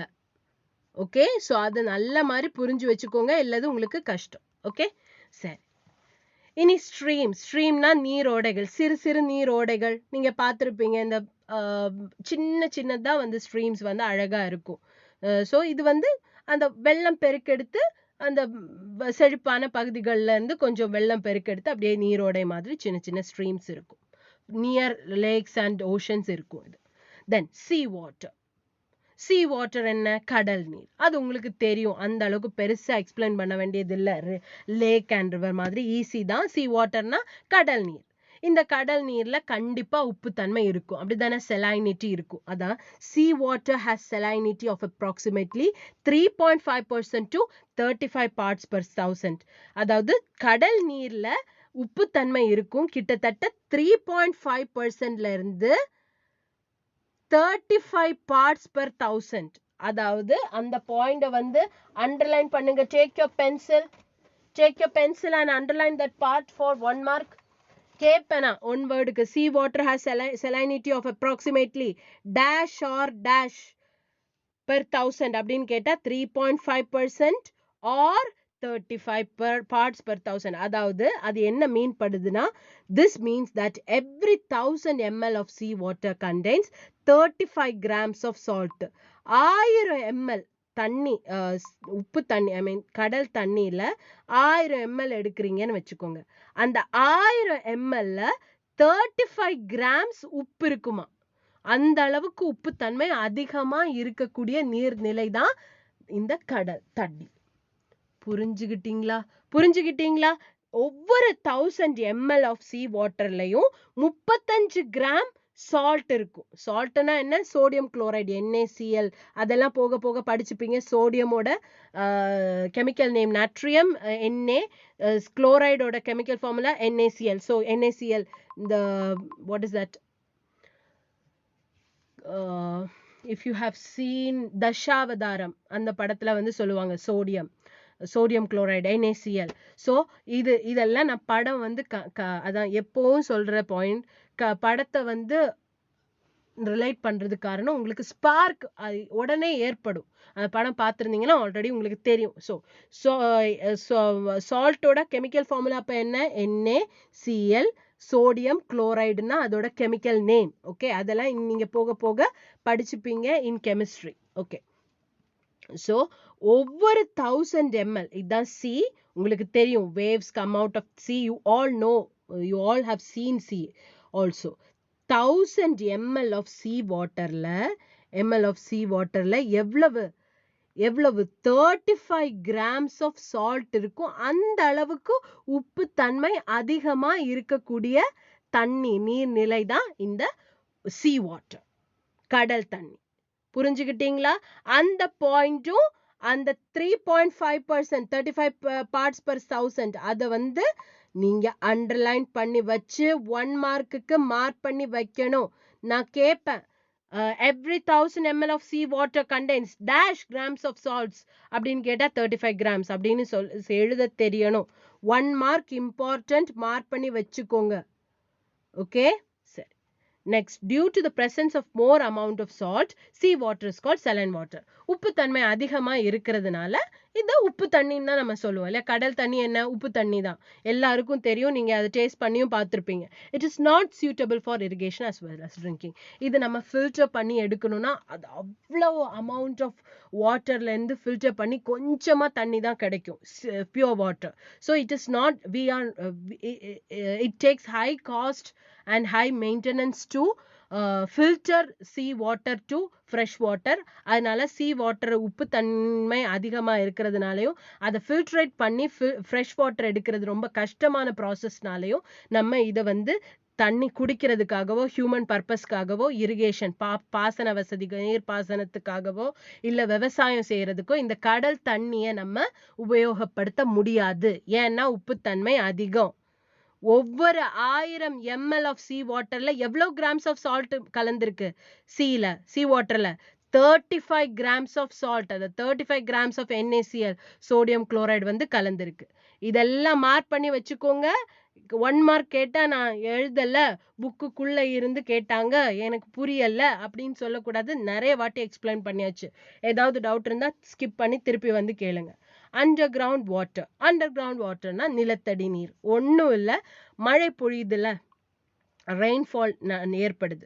அண்டர் கிரவுண்ட் வாட்டர் எப்படி வந்து அண்டர் கிரவுண்ட்ல நிலத்தடியில வந்து நீர் தேக்கம் ஏற்படுதுன்னு நம்ம படிக்க போறோம் இந்த செக்மெண்ட்ல. அண்டர் கிரவுண்ட் வாட்டர்ல மழை பொழியும் போது அந்த தண்ணி, இப்ப மண் பகுதிகளில் சிமெண்ட் இருக்கக்கூடிய இடத்துல தண்ணி வந்து உள்ள போகாது. அதனாலதான் நம்ம சொல்றோம் இல்லையா, அதிகமா சிமெண்ட் போட்டு இடத்த வந்து இது பண்றதுனாலதான். முன்னாடி எல்லாம் சிமெண்ட் எல்லாம் போட மாட்டாங்க. இப்ப வந்து ஃபுல்லா வீடு சுத்தி சிமெண்ட் பிரிக்ஸ் எல்லாம் போடும்பொழுது உள்ள தண்ணிக்கு இறங்க முடியாது. அது இறங்காம வீடை விட்டு வெளியே அந்த தேவையான தண்ணி எல்லாம் மண்ணுக்குள்ளாடி போகாம அது என்ன எல்லாம் பொழிஞ்சு ரோட்டுக்கு தான் போகுது. அதனால எல்லாரும் இந்த எல்லா இடங்களையும் கன்ஸ்ட்ரக்ட் பண்ணி ஹவுசஸ் அண்ட் எல்லாரும் தான் இதுக்கு ரெஸ்பான்சிபிள் வந்து யாரும் அப்படின்னு இல்லை. ஹியூமன் பாப்புலேஷன்னால தான், பாப்புலேஷன் எக்ஸ்ப்ளோஷன்னால தான் இந்த ஒரு ப்ராப்ளம். ஸோ அதிகமான இடத்துல வந்து இந்த மண் பகுதிகளே இல்லாம, அதாவது சுத்தமான மண் தரை வந்து மண்ணால ஃபில் பண்ணாம எல்லா இடங்கள்லயும் வீடு கட்டி பெரிய பெரிய பில்டிங்ஸ் கட்டி பெரிய பெரிய ஸ்ட்ரக்சர்ஸ் போட்டதுனால தண்ணிக்கு பூமிக்குள்ள என்டர் ஆகுறதுக்கு, பூமிக்குள்ள பிரவேசிக்க முடியாது. அங்க சிமெண்ட் போட்டு பில்டிங் எல்லாம் போட்டு சிமெண்ட் அதுக்கு பக்கத்துல அப்படி ஃபுல்லா சிமெண்ட் போட்டு வச்சோம்னா தண்ணிக்கு உள்ள இறங்க முடியுமா? மழை பொழியும் போது இறங்காது, வெளியே அப்படியே பாஞ்சு ரோட்டுக்கு தான் வரும். அதனாலதான் ஃப்ளட் ஏற்படுது. அப்படிதானே? ஸோ நம்ம மழை பொழியும் போது அந்த இடத்துல வந்து பூமியில என்ட்ரு ஆகுறது மாதிரி மண் இருந்துச்சுன்னா அந்த மண் வந்து அந்த மழை பொழியக்கூடிய மழையை வந்து உறிஞ்சி அப்சார்ப் பண்ணி நிலத்தடிக்கு கொண்டு போகுது, பூமிக்கு அடிக்கு கொண்டு போகுது. இந்த தண்ணி ரெயின் வாட்டர் வந்து பல பல லேயர்ஸ் கிராஸ் பண்ணி பூமியோட அடித்தட்டுல என்ன இருக்கு, பெரிய பாறைகள் இருக்குன்னு ஆல்ரெடி நான் ஒரு கிளாஸ்ல சொல்லியிருந்தேன். எத்தனை பேருக்கு ஞாபகம் இருக்குன்னு எனக்கு தெரியாது. ஸோ பூமியோட அடித்தட்டுல, லித்தோஸ்பியரோட அடித்தட்டுல என்ன இருக்கும், பெரிய பெரிய பாறைகள் இருக்கும். ஸோ அந்த பாறைக்கு கீழே தண்ணியால போக முடியாது, பிரவேசிக்க முடியாது. ஸோ அந்த பாறைகளுக்கு மேல தண்ணி வந்து கெட்டி கெட்டி நீர்த்தேக்கமா நிற்கும், தண்ணி தேங்கி நிற்கும். ஸோ இந்த மழைப்பொழிவு ஏற்படும் பொழுது மண்ணாக இருக்கக்கூடிய பகுதிகளை பூமிக்குள்ள தண்ணி பிரவேசிச்சு பூமிக்குள்ள தண்ணி என்ட்ராய் அந்த கீழே இருக்கக்கூடிய அந்த ராக் ஹார்ட் ராக்ஸ் மேல தண்ணி தேங்கி நிற்கும். ஸோ அந்த தேங்கி நிக்க அங்க இருக்கக்கூடிய அண்டர் கிரவுண்ட் வாட்டர், நிலத்தடி நீர் அதிகமாகும். அப்போ என்ன, அங்க இருக்கக்கூடிய அந்த செழிப்பு, அந்த மண்ணினுடைய செழிப்பு வந்து அதிகமாகும். ஓகே, அப்ப அந்த அண்டர் கிரவுண்ட் வாட்டர் வந்து அதிகமா அங்க ஸ்டோர்ட் அப் ஆகும். அதுதான் இங்க படிக்க போறோம். பாருங்க, during rainfall part of the rain water gets absorbed in the soil. It flows through various layers of the soil till it reaches hard rock, where it gets accumulated to form reservoir. This reservoir of water is the underground water. This water may contain soluble salts of calcium and magnesium.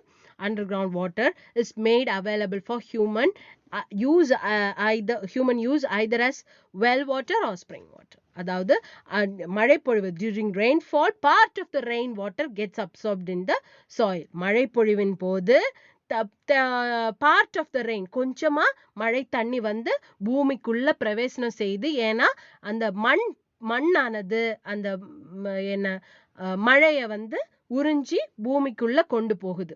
It flows through various layers of the soil.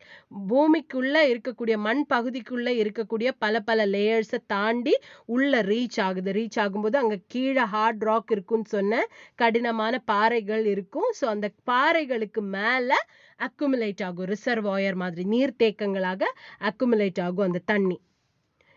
This reservoir of the water is the ground water.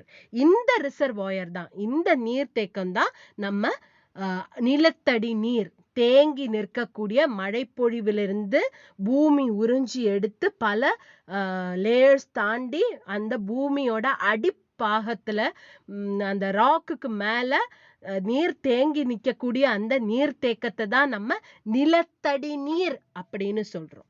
This water may contain soluble salts. கரையும் தன்மையுள்ள உப்புகள் இருக்கு, calcium, magnesium. கரையக்கூடிய தன்மையா இருக்கிறதுனால நம்ம இதை வந்து பயன்படுத்தலாம். ஏன்னா அந்த உப்பை வந்து கரைச்சி எடுத்து நமக்கு செப்பரேட் பண்ணி you can filtrate the water and use for human purposes. ட்ரிங்கிங்காகவோ, குடிக்கவோ, துணி துவைக்கவோ, எதுக்கு வேணா நம்ம பயன்படுத்தலாம். அண்ட் ஸ்ப்ரிங் வாட்டராகவும் யூஸ் பண்ணலாம். ஸ்ப்ரிங் வாட்டர்னா நீர் ஊற்றாகவும். ஏன்னா அந்த நிலத்தடி நீர் வந்து பெருக்கி அது நம்ம ஸ்ப்ரிங் வாட்டர் படிக்கும்போது உங்களுக்கு புரியும். ஓகே, ஸோ இந்த மழைப்பொழிவு ஏற்படும் போது மண் வந்து அந்த மழையை உறிஞ்சி பூமிக்கு அடியில கொண்டு போகுது. பூமிக்கு அடியில ஃபுல் அடி பாகத்துல பாத்தீங்கன்னா பெரிய பெரிய கடினமான பாறை கற்கள் தான் இருக்கு. ஸோ அந்த பாறைக்குள்ள அந்த மழை நீருக்கு புகுந்து போக முடியாது. அந்த பாறைக்கு மேல நீர் தேங்கி நிக்குது. அந்த நீர் தேக்கத்தை தான் நம்ம நிலத்தடி நீர்னு சொல்றோம். அண்ட் இந்த நிலத்தடி நீர்ல வந்து சால்யுபிள், கரையும் தன்மையுடைய calcium and magnesium salts, calcium and magnesium தாதுக்கள், உப்புகள் தான் இருக்கு. அதனால நம்மளால கரைச்சு ஃபில்ட்ரேட் பண்ணி you can use it for human use. மனுஷனோட தேவைக்காகவும், ட்ரிங்கிங் பர்பஸ், வாஷிங் பர்பஸ், எதுக்கானாலும் இல்ல நீர்ப்பாசனத்துக்காகவும் நம்ம இது உபயோகப்படுத்தலாம். இங்க ஒரு டூ யூ நோ ஃபேக்ட் இருக்கு. Underground water is free from suspended impurities because it is filtered by nature as it passes through. அதாவது அதிகமான இம்பியூரிட்டி, சஸ்பெண்ட் ஆயிருக்கக்கூடிய செடிமெண்ட்ஸ், அதாவது நம்ம கரைக்கும் போது ஃபில்ட்ரேட் பண்ணும்போது அந்த ஃபில்டர்ல அந்த இம்பியூரிட்டிஸ் எல்லாமே டெபாசிட் ஆகும். கரையாம கலங்கி கிடக்கக்கூடிய அசுத்தங்கள் ஒன்றும் இந்த நிலத்தடி நீர்ல இல்லை. ஏன்னா அந்த சாயில தாண்டி உள்ள போய் அங்கே ஃபில்டர் ஆயிடும், அங்கே ஜாஸ்தி ஃபில்டர் ஆயிடும். ஸோ நிறைய சஸ்பெண்டட் இம்பியூரிட்டிஸ் அங்கே இல்லை. செடிமெண்ட்ஸ் மாதிரி அது வந்து கீழே அந்த செடிமெண்ட்ஸை நம்ம ஈஸியா ஃபில்டர் பண்ணி ரிமூவ் பண்ற அளவுக்கு தான், அந்த அளவுக்கு அசுத்தங்கள் தான் உள்ளன. ஸோ நமக்கு அதை யூஸ் பண்ணலாம். இந்த டியூனோ ஃபேக்டர் வந்து இம்பார்ட்டன்ட் 1 மார்க்னு போட்டு வச்சுக்கோங்க. Very very important. ஓகே, இங்க பாருங்க, மழை பொழிஞ்சு அந்த பொழிஞ்சு என்ன அப்படியே இன்ஃபில்ட்ரேட் ஆகி உள்ள போகுது. இங்க கற்களுக்கு இடையில பாத்தீங்கன்னா அக்யூஃபயர்னு போட்டிருக்காங்க இல்லையா? ஸோ அந்த இதுதான் வாட்டரா வந்து ஸ்டோர் ஆயிருக்கு. இங்க பாருங்க, இந்த ப்ளூ கலர்ல இண்டிகேட் ஆயிருக்கிறதெல்லாம் நீர்த்தேக்கங்கள். ஸோ அந்த நீர்த்தேக்கங்கள் இருக்கும். இப்ப இந்த இடத்துல நம்ம தோண்டி பார்க்கும்போது, இப்ப நம்ம கிணறு தோண்டும் போது நல்ல செழிப்பான இடம், நல்ல தண்ணி செழிப்பா இருக்கக்கூடிய இடத்துல நம்ம கொஞ்ச தூரம் தோண்டும் போதே, கொஞ்ச தூரம் இல்ல, ரொம்ப மீட்டர்ஸ், கொஞ்சம் அதிக மீட்டர்ஸ் தோண்டும் போது உடனே வந்துடும். சில இடங்கள்ல வறண்டு போன இடங்கள்ல, அதாவது நிலத்தடி நீர் அக்யூமுலேட்டே ஆக முடியாத அந்த இடங்கள்ல நம்ம எவ்வளவு தோண்டினாலும் தண்ணி வரவே வராது. ஏன்னா உள்ள வந்து நீர் போயிருக்காது. மழை உண்டாகக்கூடிய டைம்ல அங்க ஃபுல்லா சிமெண்ட் போட்டு எடுத்து எல்லாத்தையும் கவர் பண்ணி வச்சிருப்பாங்க. அங்க வந்து மண்ணும் இல்லை, ஒன்றும் இல்லை. அது நம்ம வந்து தோண்ட தண்ணியும் இருக்காது, ஒன்றும் இருக்காது. அதனாலதான் திரும்ப உள்ள போய் போர்வெல் எல்லாம் போடுறாங்க. தாத்தா பாட்டி உங்க அம்மா அப்பா சின்ன வயசுல எல்லாம் டைம்ல கிணறு தான் உண்டு. இப்பதான் எல்லா இடத்துலயும் போர்வெல் ஃபெசிலிட்டி ஆயிடுச்சு. ஸோ அதுதான். இப்ப புரிஞ்சுக்கிட்டீங்களா? ஸோ இந்த அண்டர் கிரவுண்ட் வாட்டர்ல வந்து கரையும் தன்மையுடைய உப்புக்கள் கால்சியம் மெக்னீஷியம் தான் இருக்கு. அதனால அந்த கால்சியம் மெக்னீஷியத்தை அண்டர்லைன் பண்ணி 1 மார்க்னு போட்டு வச்சுக்கோங்க. கேட்பேன், underground water contains soluble salts of calcium and magnesium கேட்பேன். Important for 1 mark. அதே மாதிரி அந்த டூ யூ நோ ஃபேக்டையும் 1 மார்க் பண்ணி வச்சுக்கோங்க. ஸோ இது பார்த்தோம். இனி கிணற்று தண்ணி, வெல் வாட்டர். அது உங்களுக்கு தெரியும், இப்பதான் நான் சொன்னேன். எர்த் சர்ஃபேஸ், அதாவது அதிகமா கிரவுண்ட் வாட்டர், நிலத்தடி நீர் அதிகமா அக்குமுலேட் ஆகி இருக்க நீர்த்தேக்கங்கள் அதிகமா, நிலத்தடி நீரும் நீர்த்தேக்கமும் அதிகமா இருக்கக்கூடிய இடத்துல நம்ம கொஞ்சம் தோண்டினாலே தண்ணி வந்துடும். அதை நம்ம அப்படியே கிணறா கன்ஸ்ட்ரக்ட் பண்ணி அங்க இருந்து நம்ம தண்ணி யூஸ் பண்ணலாம். When the earth's surface is dug deep, water reservoirs are found above the rocks. நம்ம சொன்னோம்ல, ஹார்ட் ராக்ஸ் இருக்கு, அங்க இருந்து தண்ணி வந்து செட்டில் ஆகி நீர் தேக்கமா இருக்கும்னு. அதுதான் அதே பாயிண்ட் தான்.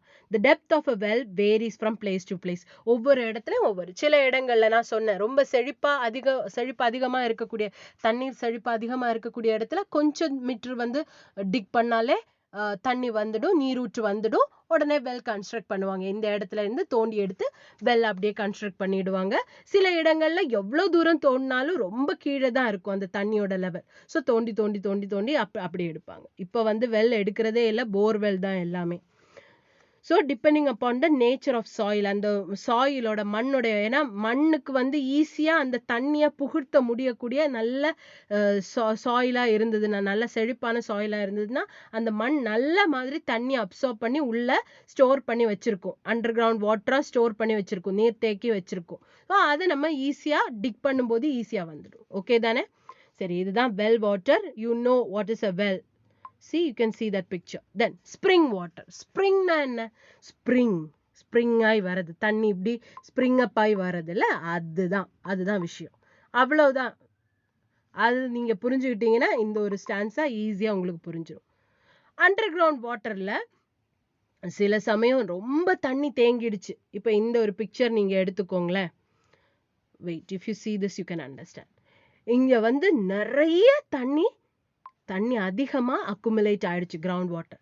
ஸோ அது என்ன பண்ணும், இருக்கிற ஓப்பனிங், எந்த ஒரு துவாரமோ இல்லை வந்து சின்ன சின்ன ஸ்ட்ரீம்ஸ் ஆர் நீரோட எல்லாம் இருக்கு, அந்த ஓப்பனிங் வழியாவே ஈஸியா தண்ணி வந்து ஸ்ப்ரிங் அப் ஆகி நீரூற்றா அப்படியே சாடி வெளியே வந்துடும். அதுதான் ஸ்ப்ரிங் வாட்டர். அப்படி ஸ்ப்ரிங் ஆகி பாய்ந்து வரக்கூடிய தண்ணியை தான் நம்ம ஸ்ப்ரிங் வாட்டர் அப்படின்னு சொல்றோம். Have you understood? So நீர்த்தேக்கம் அல்லது நிலத்தடி நீர் அதிகமாக இருக்கக்கூடிய பகுதிகளில் அந்த ராக்ஸோட ப்ரெஷர், தண்ணி உயர்ந்து அந்த நிலத்தடி நீர் மட்டம் வந்து உயர்ந்து அந்த இடத்துல இருந்து தண்ணி ஸ்ப்ரிங் அப் ஆகி சாடி வெளியே வரும், குதிச்சு அப்படியே வெளியே வரும். அதுதான் அந்த ஓடக்கூடிய அந்த ஸ்ப்ரிங் வாட்டர் தான். அப்படி தண்ணி சாடி ஓடக்கூடிய அந்த ஒரு நீர்நிலையை தான் நம்ம ஸ்ப்ரிங் வாட்டர்னு சொல்றோம். அவ்வளவுதான், very simple. Sometimes the accumulated underground water applies pressure on the rocks and comes out of the earth's surface in the form of a spring from any available opening. This water is called spring water. Spring water usually contains dissolved salts and minerals, but it is free from suspended impurities. எப்படி underground வாட்டர்லயும் suspended impurities இல்லையோ அதே மாதிரி spring வாட்டர்லயும் suspended impurities, அதிகமான அசுத்தங்கள், நம்மளால பிரிச்சு எடுக்க முடியிற அசுத்தம் இருக்குமே ஒழிய ரொம்ப கலங்கி இருக்கக்கூடிய அசுத்தங்கள் இருக்காது. ஸோ நம்ம ஈஸியா ஃபில்டர் பண்ணி நம்மளோட தேவைகளுக்கு உபயோகப்படுத்தலாம் இந்த ஸ்ப்ரிங் வாட்டர். So அதுதான் இங்க கொடுத்திருக்காங்க. Sometimes the accumulated underground water applies pressure on the rocks and comes out of the earth's surface in the form of a spring from any available opening. சில சமயங்கள்ல, எல்லா டைமும் இல்ல, சில இடங்கள்ல சில சமயங்கள்ல மழைப்பொழிவு அதிகமா இருக்க காலகட்டத்துல ஆர் வந்து அந்த இடத்துல நிலத்தடி நீரோ நீர்த்தேக்கங்களோ அதிகமாக இருக்கக்கூடிய இடங்கள்லயோ காலகட்டத்திலேயோ அந்த நிலத்தடி நீரானது அந்த ராக்ஸ் கீழே அண்டர் கிரவுண்ட்ல நிறைய அண்டர் த எர்த்ல நிறைய ஹெவி ராக்ஸ் இருக்கும் அப்படின்னு படிச்சோம் இல்ல, கடினமான பாறை கற்கள். ஸோ அந்த தண்ணி வந்து புஷ் ஆகி அது ப்ரெஷர் அப்ளை பண்ணி அப்படியே குதிச்சு புஃப்னு வெளியே வரும். ஸோ அப்படி ஓடக்கூடிய அந்த நீர் நிலைகளை தான் நம்ம ஸ்ப்ரிங் வாட்டர். இப்ப இந்த இது பாருங்க, சின்ன ஏதாவது ஒரு சின்ன ஓப்பனிங் இருந்தா போதும், எஸ்பெஷலி ஸ்ட்ரீம்ஸ் பக்கத்துல, நீரோடைகள் பக்கத்துல எல்லாம் ஸ்ப்ரிங்கிங் வந்து அதிகமா நம்மளால காணப்பட முடியும். ஓகே, ஸோ இந்த தண்ணியை தான் நம்ம ஸ்ப்ரிங் வாட்டர்னு சொல்றோம். அண்ட் இதுல வந்து டிசால்வ்டு சால்ட்ஸ் கண்டெய்ன்ஸ், கம்மியான டிசால்வ்டு சால்ட்ஸ் தான் நம்மளால பிரிச்சு எடுக்க முடியும். அந்த சால்ட்ஸையோ தாதுக்களையோ மினரல்ஸையோ நம்மளால பிரிச்சு ஃபில்ட்ரேட் பண்ணி எடுக்க முடியும். அண்ட் சஸ்பெண்டட் இம்பியூரிட்டிஸ் இல்லை. அதனால நம்ம ஈஸியா இதை நம்ம இரிகேஷனுக்காகவோ நீர் பாசனத்துக்காகவோ விவசாயத்துக்காகவோ or for drinking purpose, human பர்பஸ்க்காக நம்ம எடுத்துக்கலாம். இதுதான் அந்த பிக்சர். நிலத்தடி நீர் அதிகமாகுது, ஸோ அந்த தண்ணி வந்து ஸ்ப்ரிங் அப் ஆகி வெளியே வருது. ஓகே, ஸோ ஸ்ப்ரிங் ஆகி வெளியே வந்து அந்த நீரோடைய பாயுது. ஓகே, அதுதான். That's it. Very simple and very easy. If you see, this is a spring. அது வந்து அப்படியே ஸ்ப்ரிங் வாட்டர் வந்து ஃபுல்லா ஸ்ப்ரிங் அப் ஆகி it is flowing through the stream. Okay, and see, this is how the water springs. அந்த ராக்ஸ்ல இருந்து அப்படியே spring அப் ஆகி வருது. ஓகே தானே? That's it. ஸோ அதிகமா இந்த வாட்டர் ஸ்ப்ரிங்கிங் வந்து நீரோடைகள் ஸ்ட்ரீம்ஸ்ல வந்து உங்களுக்கு அதிகமா பார்க்க முடியும். Okay, water springing. That's it for today's class. Already 62 minutes. Anyways, இதுல இந்த ஒரு question மட்டும்தான் இன்னைக்கு, வேற எந்த கொஸ்டினும் இல்லை. Write down the sources of water. பாருங்க, sources of waterனா இதெல்லாம் river water and lake water, sea water, well water, spring water, underground water. உங்களுக்கு எந்த ஃபார்மேட்ல அங்க பேஜ் நம்பர் நான் ஃபர்ஸ்ட் பேஜ்ல கொடுத்துருக்காங்களோ, பேஜ் 71ல கொடுத்துருக்காங்களோ அதே இதுல நான் கொடுத்துருக்கேன். River water and lake water, sea water, well water, spring water, underground. River water நதி நீர், லேக் வாட்டர் ஏரி நீர், சி வாட்டர் கடல் நீர், வெல் வாட்டர் கிணற்று நீர், ஸ்ப்ரிங் வாட்டர்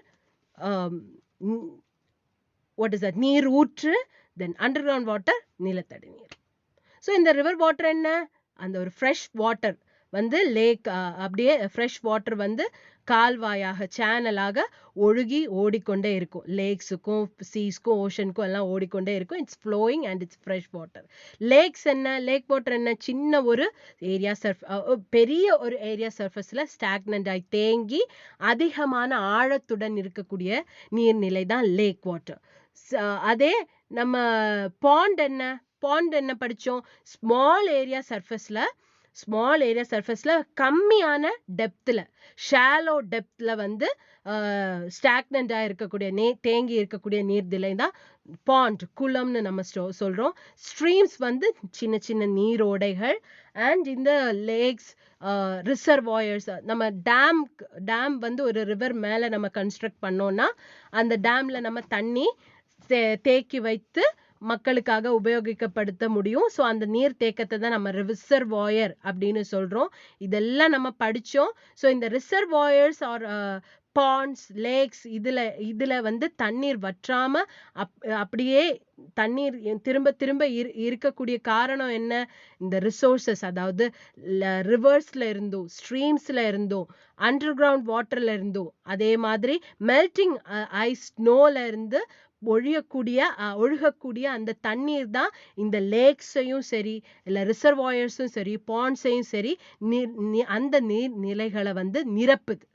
ஸோ அந்த தண்ணி வந்து ஒழுகக்கூடிய தன்மையாக இருக்கிறதுனாலையும் உப்புத்தன்மை கம்மியா இருக்கிறதுனாலையும் நமக்கு இரிகேஷனுக்காகவும் அதே மாதிரி ஹியூமன் பர்பஸ்க்காகவும் யூஸ் பண்ணலாம்.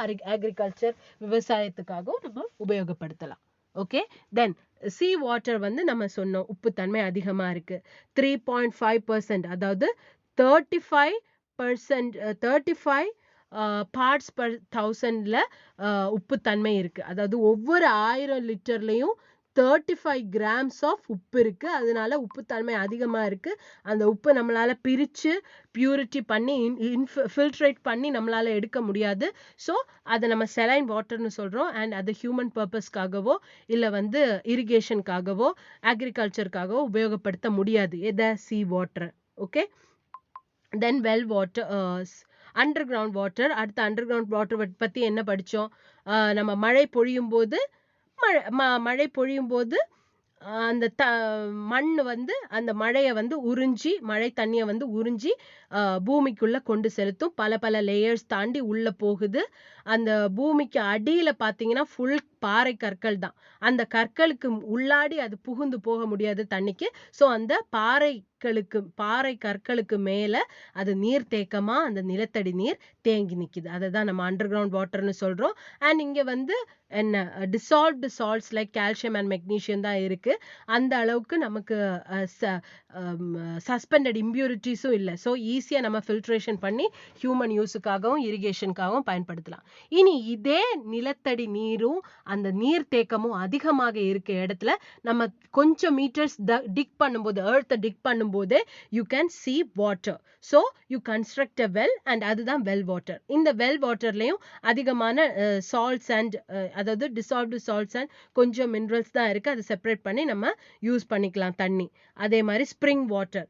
இந்த நிலத்தடி நீரிலிருந்து அந்த ப்ரெஷர் தாங்க முடியாது. அதாவது அந்த நிலத்தடி நீர் அதிகரிச்சு அந்த ராக்ஸ்ல பட்டு அந்த ப்ரெஷர் தாங்க முடியாம ஒரு சின்ன துளை இருந்தா கூட அந்த நீர் வந்து வெடித்து வெளியே ஸ்ப்ரிங் அப் ஆகி புகுந்து சாடி வருது. ஸோ அதை தான் நம்ம ஸ்ப்ரிங் வாட்டர் அப்படின்னு சொல்றோம். அண்ட் அதுலயும் வந்து டிசால்வ்டு சால்ட்ஸ் தான் ஃபில்ட்ரேட் பண்ண முடியும். அண்ட் சஸ்பெண்டட் இம்பியூரிட்டி சுத்தமாவே இல்லை. ஸோ நம்ம பயன்படுத்த முடியும் அந்த தண்ணியை. இவ்வளவுதான் நம்ம படிச்சோம். ஸோ அதோட ஒரு சம்மரியும் நான் சொல்லியிருக்கேன். நல்லா புரிஞ்சு படிச்சுக்கோங்க. இந்த போர்ஷனை நல்லா புரிஞ்சு படிச்சு கொடுத்துருக்கிற இந்த ஒரு கொஸ்டின் ஆன்சரை ப்ராப்பரா ஸ்பெல்லிங் மிஸ்டேக் இல்லாம உங்களோட நோட் புக்ல எழுதி எடுத்து படிச்சுக்கோங்க. Thank you so much. கிளாஸ் கவனிச்சா மட்டும்தான் உங்களுக்கு புரியும்.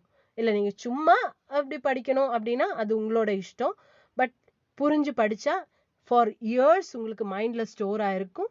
And that will be useful in all situations for you. Thank you so much and take care. Have a great day.